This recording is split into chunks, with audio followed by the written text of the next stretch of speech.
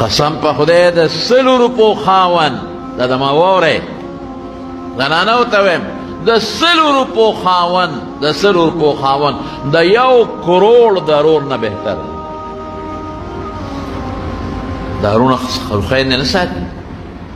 دا خو تر څو یې ساتي، خو چې کله ښځه وشي او کله یې بچي وشي بیا په خویندو څوک څه کوي؟ ورور خور نه ساتي،